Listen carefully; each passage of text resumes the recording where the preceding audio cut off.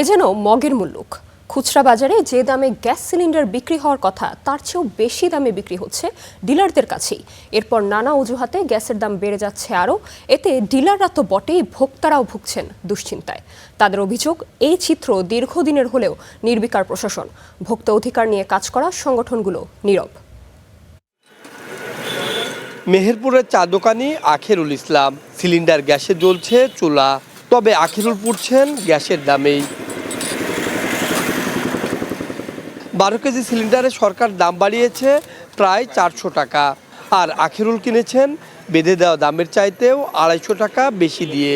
অবশ্য নির্ধারিত দামে সিলিন্ডার পাননি কখনোই, অথচ এক কাপ চা আগের মতো 5 টাকায় আছে। চায়ের দাম আগেও 5 টাকা, এখনও 5 টাকা। গ্যাসের দাম তো প্রায় 2000 টাকা। এভাবে তো চলতে থাকলে তো আমাদের ব্যবসা চলবে না।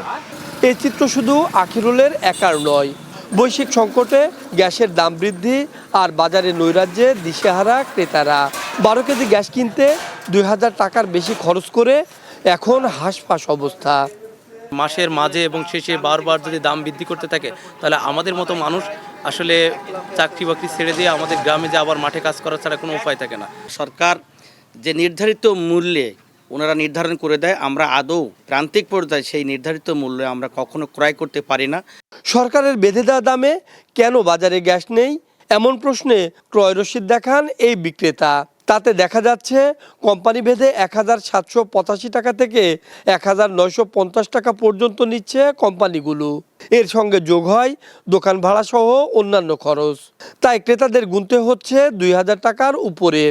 সরকারি রেট 1728 টাকা আর কোম্পানির রেট 1785 টাকা। তাহলে আমরা কীভাবে বিক্রি করবো এটা বলেন আপনি? আমরা বিক্রি করছি 1850 টাকা। এটা হয়তো 2-1 দিন পারবো, তারপর হয়তো পারবো না। 1900 টাকার নিচে যদি বিক্রি করি আমাদের অনেক লস হবে।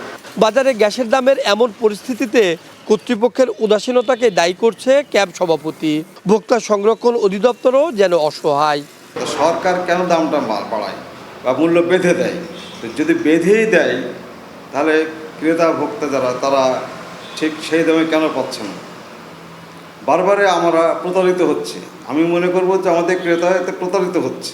ডিলারগুলো আছে তাদের দেখি যে তারা ওই বিভিন্ন খরচের হিসাব নিকাশগুলো করে। তো এই বিষয়ে আমরা ঊর্ধ্বতন কর্তৃপক্ষকে এর আগে আমরা জানাইছি এবং আমাদের মেহেরপুর বা জেলা প্রশাসক স্যার একটা রিপোর্ট আমার কাছে চেয়েছিল। আমি স্যারকে রিপোর্টটা দিয়েছিলাম, স্যার এটা ঢাকাতেও লিখছে। ওই সময় আমাদের একটা মিটিং আলাপ আলোচনা হয়েছে। এটা আমরা ঊর্ধ্বতন কর্তৃপক্ষকে জানানো হয়েছে এই বিষয়ে যে সরকার রেটে বিক্রির যাতে ব্যবস্থা কি। ভুক্তভোগীরা বলছেন কোম্পানিগুলোর লাগাম টানতে না পারলে ন্যায্য মূল্যে কখনোই মিলবে না গ্যাস, আর ভোক্তা জিম্মি থাকবে সিন্ডিকেটেই। Rasheduzzaman, star news, Meherpur.